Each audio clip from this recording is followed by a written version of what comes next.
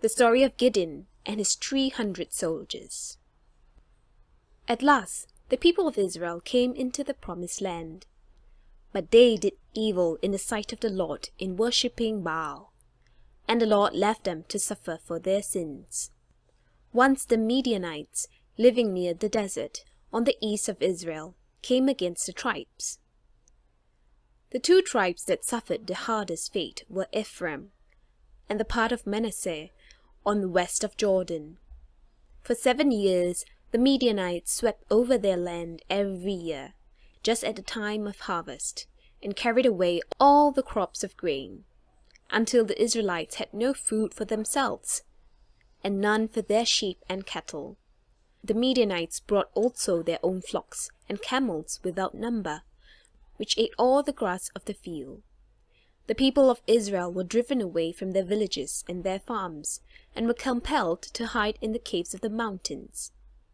And if any Israelite could raise any grain, he buried it in pits covered with earth, or in empty wine presses, where the Midianites could not find it. One day, a man named Gideon was threshing out wheat in a hidden place, when he saw an angel sitting under an oak tree. The angel said to him, "You are a brave man, Gideon, and the Lord is with you. Go out boldly and save your people from the power of the Midianites." Gideon answered the angel, "O Lord, how can I save Israel? Mine is a poor family in Manasseh, and I am the least in my father's house."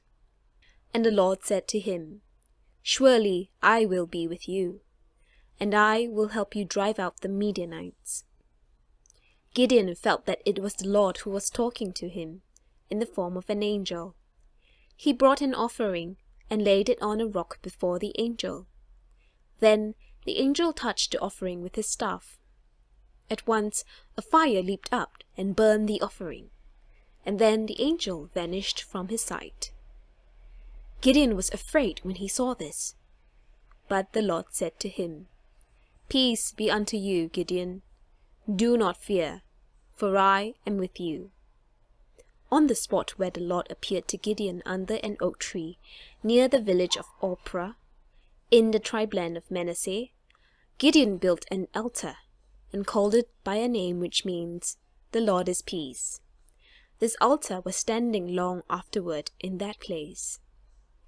Then the Lord told Gideon that before setting his people free from the Midianites, he must first set them free from the service of Baal and Asherah, the two idols most worshipped among them. Near the house of Gideon's own father stood an altar to Baal and the image of Asherah. On that night, Gideon went out with 10 men and threw down the image of Baal, and cut in pieces the wooden image of Asherah, and destroyed the altar before these idols. And in its place he built an altar to the God of Israel, and on it lay the broken pieces of the idols for wood, and with them offered a young ox as a burnt offering. On the next morning, when the people of the village went out to worship their idols, they found them cut in pieces, the altar taken away, in its place an altar of the Lord, and on it the pieces of the Asherah were burning as wood under a sacrifice to the Lord. The people looked at the broken and burning idols, and they said, "Who has done this?" Someone said, "Gideon, the son of Joash, did this last night." Then they came to Joash, Gideon's father, and said, "We are going to kill your son, because he has destroyed the image of Baal, who is our God."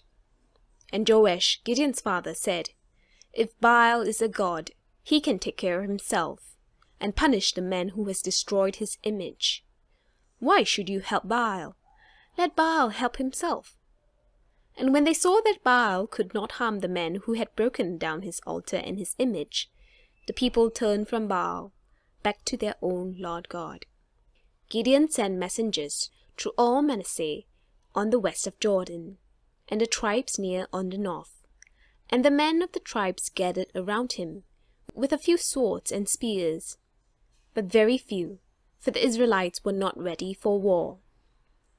They met beside a great spring on Mount Gilboa, on Mount Gilboa, called the Fountain of Herod. Mount Gilboa is one of the 3 mountains on the east of the plain of Esdraelon, or the plain of Jezreel, where once there had been a great battle. On the plain stretching up the side of another of these mountains, called the Mountain of Moreh, was the camp of a vast Midianite army. For as soon as the Midianites heard that Gideon had undertaken to set his people free, they came against him with a mighty host. Gideon was a man of faith. He wished to be sure that God was leading him, and he prayed to God and said, "O Lord God, give me some sign that thou wilt save Israel through me. Here is a fleece of wool on this threshing floor. If tomorrow morning the fleece is wet with dew, while the grass around it is dry, then I shall know what thou art with me, and that thou wilt give me victory over the Midianites." Very early the next morning, Gideon came to look at the fleece. He found it wringing wet with dew, while all around the grass was dry. But Gideon was not yet satisfied. He said to the Lord, "O Lord, be not angry with me, but give me just one more sign. Tomorrow morning let the fleece be dry, and let the dew fall all around it, and then I will doubt no more." The next morning Gideon found the grass and the bushes wet with dew, while the fleece of wool was dry. And Gideon was now sure that God had called him, and that God would give him victory over the enemies of Israel. The Lord said to Gideon, "Your army is too large. If Israel should win the victory, they would say, 'We won it by our own might.' Send home all those who are afraid to fight." For many of the people were frightened as they looked at the host of their enemies. And the Lord knew that these men would only hinder the rest in the battle. So Gideon sent word through the camp, "Whoever is afraid of the enemy may go home." And 22,000 people went away, leaving only 10,000 in Gideon's army.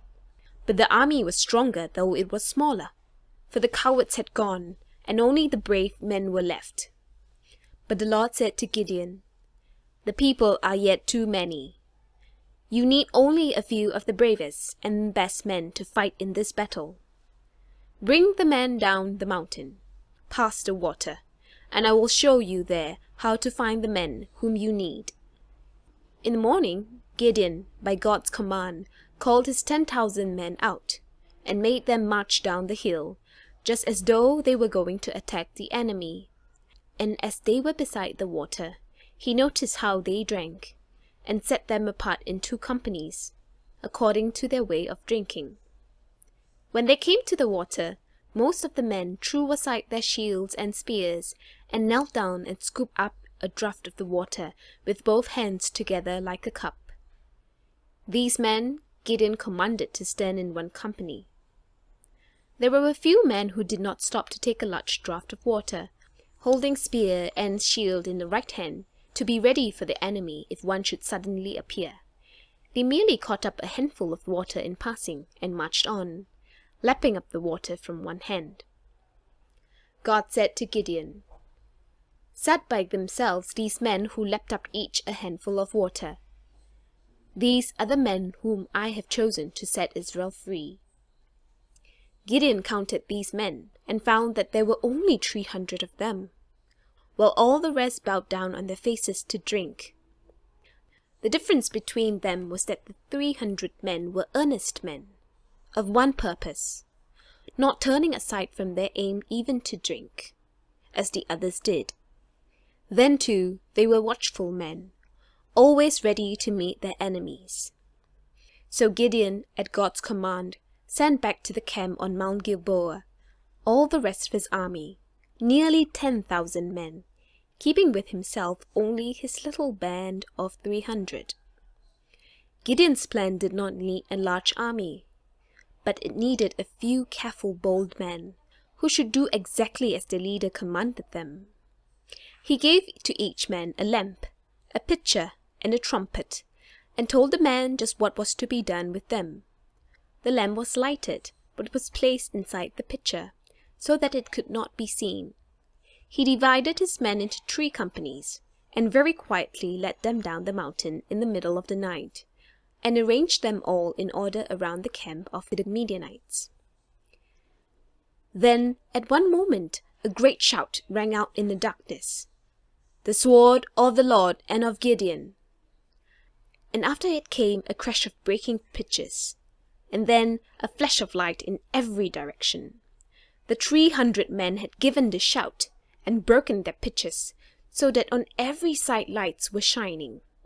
The men blew their trumpets with a mighty noise, and the Midianites were aroused from sleep to see enemies all round them, lights beaming and swords flashing, while everywhere the sharp sound of the trumpets was heard. They were filled with sudden terror, and thought only of escape, not of fighting. But wherever they turned, the enemy seemed to be standing with swords drawn. They trampled each other down to death, flying from the Israelites.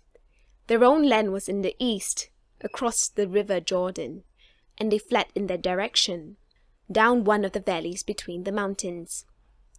Gideon had thought the Midianites would turn toward their own land, if they should be beaten in the battle, and he had already planned to cut off their flight.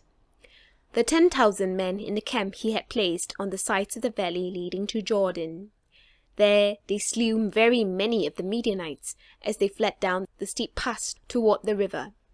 And Gideon had also sent 2 of the men of the tribe of Ephraim, who had far taken no part in the war, to hold the only place at the river where men could wade through the water. Those of the Midianites who had escaped from Gideon's men on either side of the valley were now met by the Ephraimites at the river, and many more of them were slain.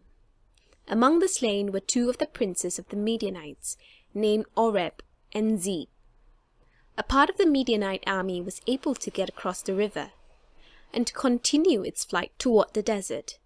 But Gideon and his brave 300 men followed closely after them, fought another battle with them, destroyed them utterly, and took their 2 kings, Zebah and Zalmunna, whom he killed. After this great victory, the Israelites were free forever from the Midianites. They never again ventured to leave their home in the desert to make war on the tribes of Israel.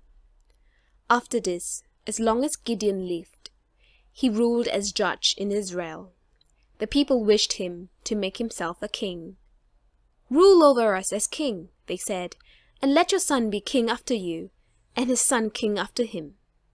But Gideon said, "No, you have a king already, for the Lord God is the king of Israel. No one but God shall be king over these tribes."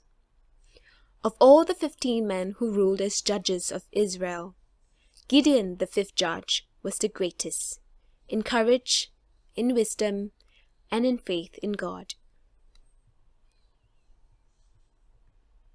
End of the story of Gideon and his 300 soldiers.